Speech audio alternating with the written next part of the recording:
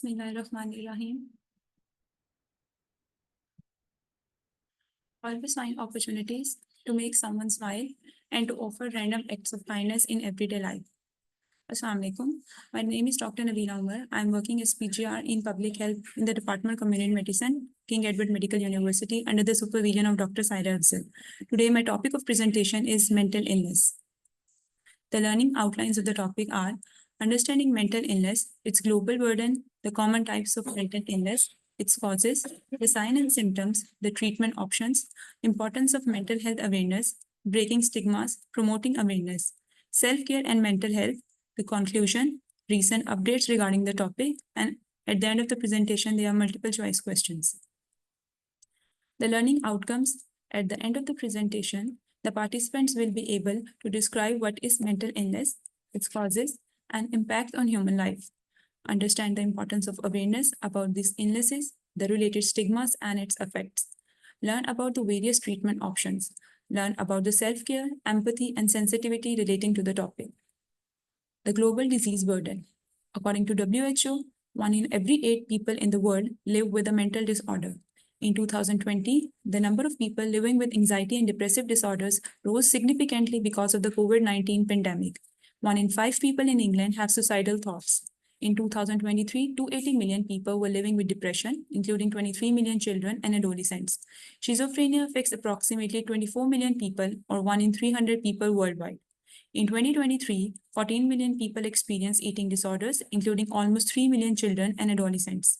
14.3% of the deaths worldwide are attributable to mental disorders. 21% of the adults are experiencing a mental illness equivalent to over 50 million Americans. The percentage of adults reporting serious thoughts of suicide is 4.8%, which is over 12.1 million adults. 55% of the adults with a mental illness receive no treatment, which is over 28 million individuals. In the US, there are 350 individuals for every one mental health provider. Now, the definition of mental illness is according to American Psychiatric Association, the mental illnesses are health conditions involving changes in emotion, thinking, or behavior, or a combination of these. Mental illnesses can be associated with distress or problems functioning in social, work, or family activities.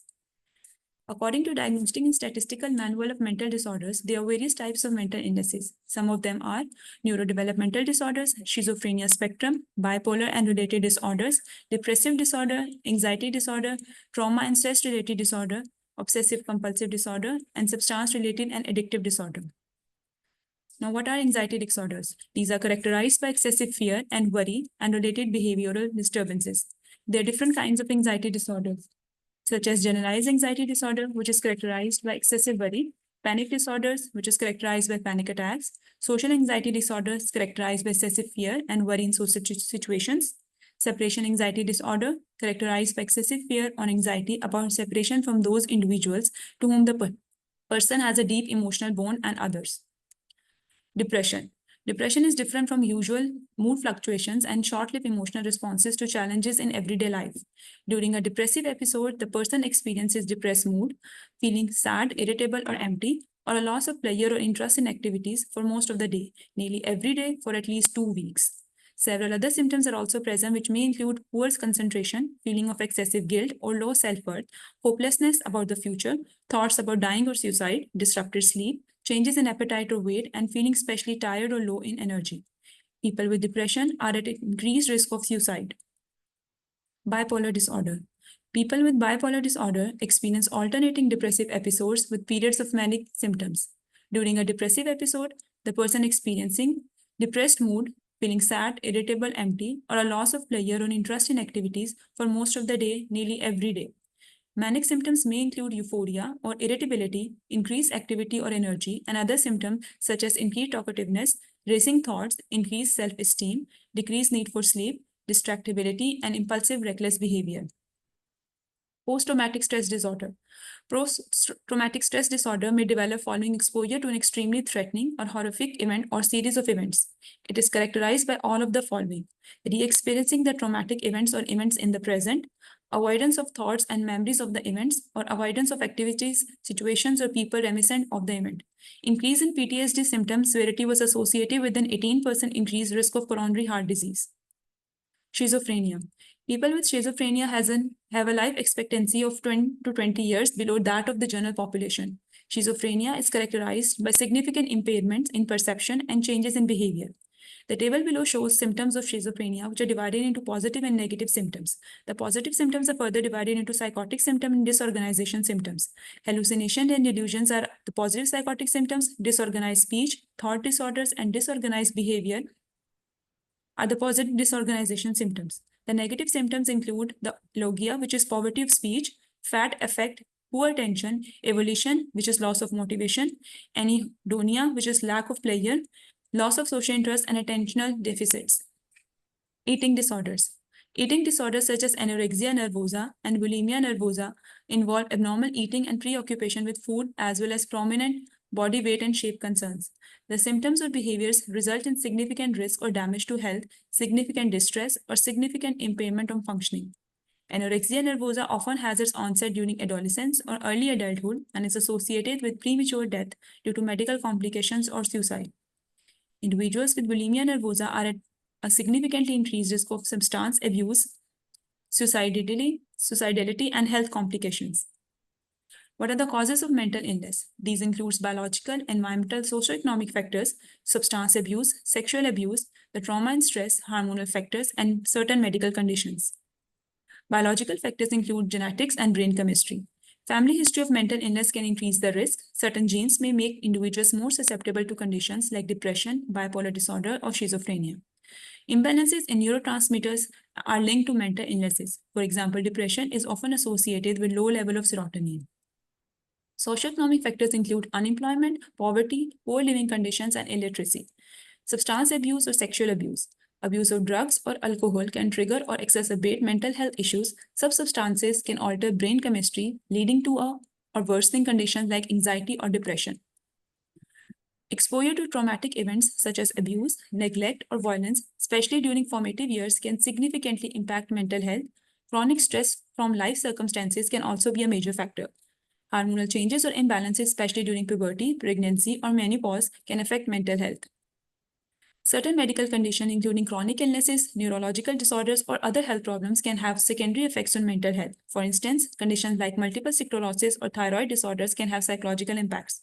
Environmental factors, living conditions, including exposure to toxins or lack of social support, can affect mental health. Stressful life events, such as losing a job or experiencing a major life change, can also contribute. The signs and symptoms of mental illnesses include sleep or appetite changes, mood changes, feeling disconnected, nervousness, unusual behavior, changes in school or work, illogical thinking, loss of interest. Now, according to this model, there are certain prevention for medical illnesses. This model was given by Gerald Kaplan in 1964, which includes 3 levels of preventions: primary, secondary, and tertiary prevention. Primary prevention includes stopping mental health problems before they start. This focuses on stopping people from developing mental health problems and promote good mental health for all. It often targets and benefits everyone in a community. Examples include anti-stigma campaigns such as Mental Health Awareness Week or teaching school children about emotions and mental ill health. Assisting individuals to increase their ability to cope effectively with stress. Targeting and diminishing harmful forces, that is, stresses within the environment. Secondary prevention includes supporting those at higher risk of experiencing mental health problems. These targets people who show early symptoms of mental health disruption, but they regain functioning through aggressive treatment. The strategies include routine screening for mental health, normalized suicide screening, appropriate referrals when necessary, early diagnosis and case finding, early reference, screening programs, training of health professionals, consultation services, and crisis intervention.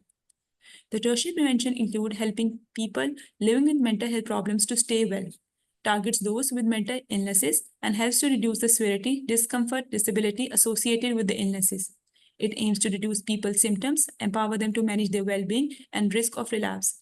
Strategies include preventing complication of the illness, promoting rehabilitation. The therapies include cognitive behavioral therapy, which focus on changing negative thought patterns and behaviors. Dialectical behavior therapy, which is a form of CBT that emphasizes emotional regulation and mindfulness. Psychodynamic therapy, which explores unconscious processes and past experiences. Interpersonal therapy, which focuses on improving interpersonal relationships and communication skills. The importance of mental health awareness. It is very crucial to spread awareness about the mental health because it reduces stigma, encourages early intervention, promotes the support system, encouraging self-care. People with mental illnesses are marginalized and discriminated in various ways, but understanding what that looks like and how to address and eradicate it can help. Stigma often comes from lack of understanding or fear. It includes the negative and discriminatory attitudes of people, also the internalized shame that people with mental illnesses may have about their own condition. Stigma and discrimination can contribute to worsening symptoms and reduce likelihood of getting treatment. A recent extensive review of research found that self-stigma leads to negative effects on recovery among people diagnosed with several mental illnesses. The effects related to stigma include reduced hope, lower self-esteem, increased psychiatric symptoms, difficulties with social relationships, reduced likelihood of staying with treatment, and more difficulties at work. Now, how we can reduce stigmas? Substantial research shows that knowing or having contact with someone with mental illness is one of the best ways to reduce stigma. The National Alliance on Mental Illness offers some suggestions about what we can do as individuals to help reduce the stigma of mental illness. Talk openly about mental health, such as sharing on social media. Educate yourself and others.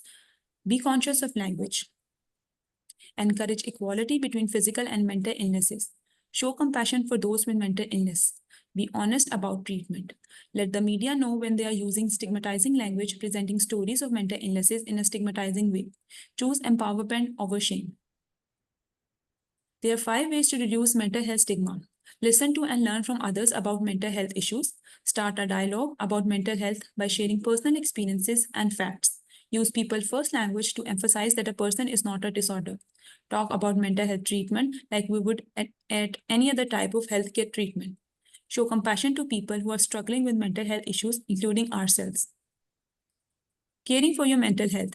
Mental health includes emotional, psychological, and social well-being. It is more than the absence of a mental illness. It's essential to your overall health and quality of life. Self-care can play a role in maintaining your mental health and help support your treatment and recovery if you have a mental illness. Self-care means taking the time to do things that help you live well and improve both your physical health and mental health. Here are some self-care tips. Get regular exercise, eat healthy, regular meals, and stay hydrated. Make sleep a priority. Focus on positivity. Stay connected. Now, there is a recent publication of the World Psychiatry Journal, which was published in January 2024, The Social Determinants of Mental Health and Disorder, Evidence, Prevention, and Recommendation. According to the research, people exposed to more unfavorable social circumstances are more vulnerable to poor mental health over their life that are often determined by sexual factors which generate and perpetuate intergenerational cycles of disadvantage. Health. Much of our evidence focuses on mental health in groups who are marginalized and thus often exposed to a multitude of intersecting social risk factors.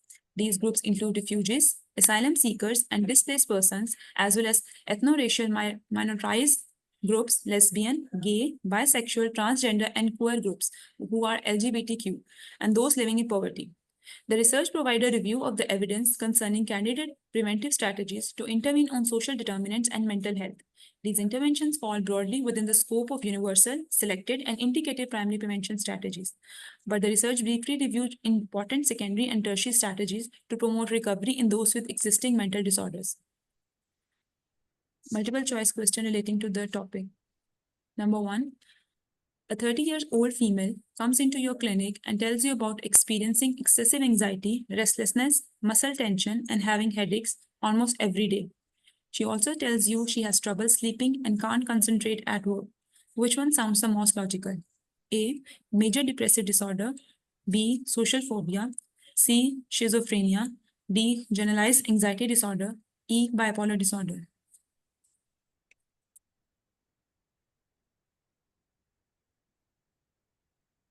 D.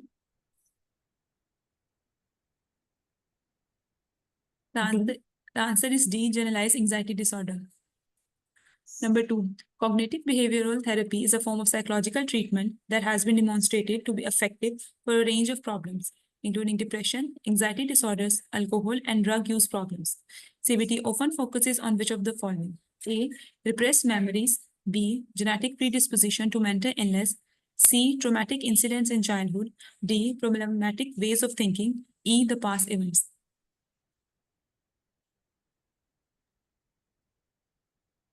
D.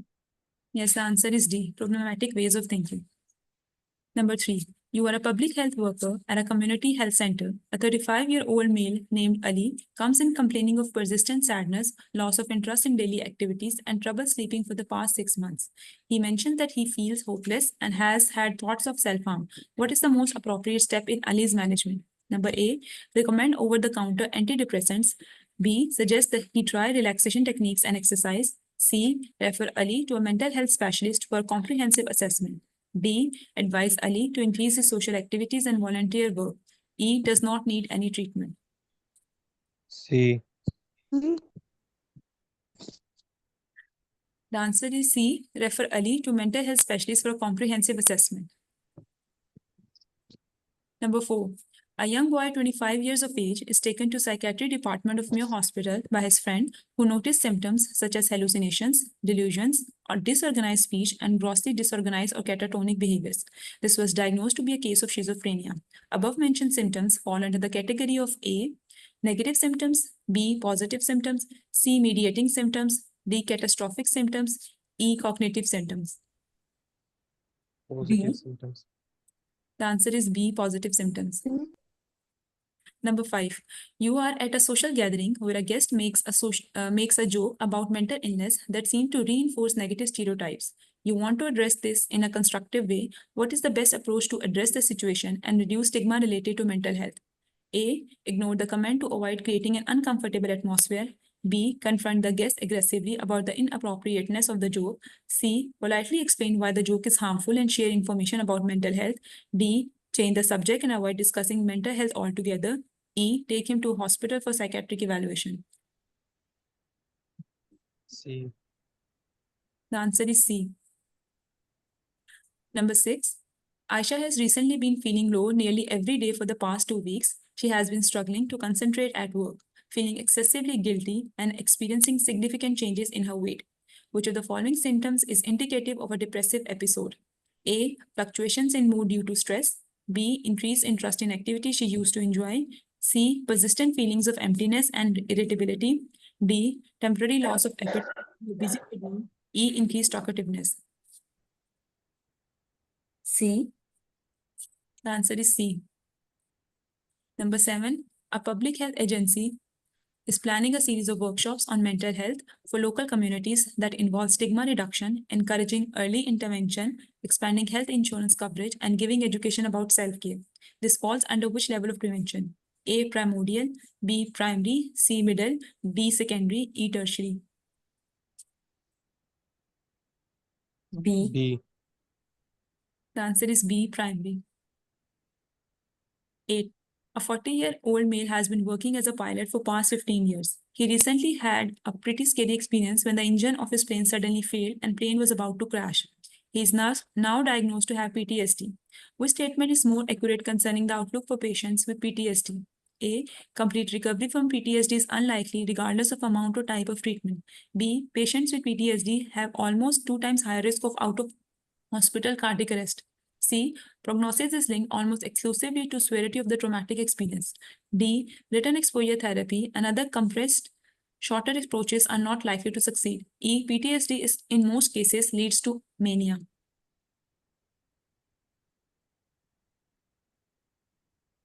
B. The answer is B. 9.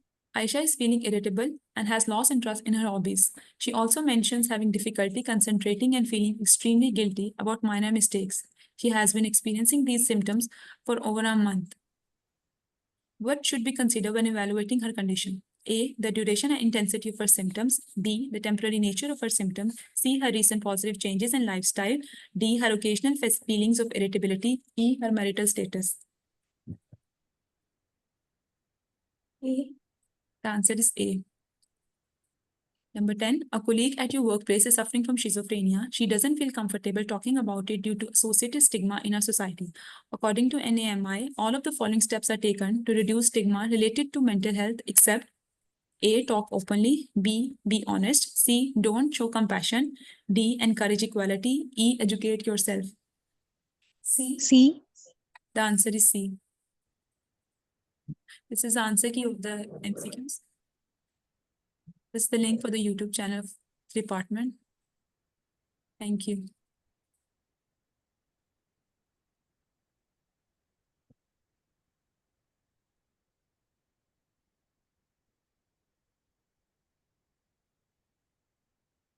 Thank you very much, Dr. Nabila. Very nice presentation. Thank you.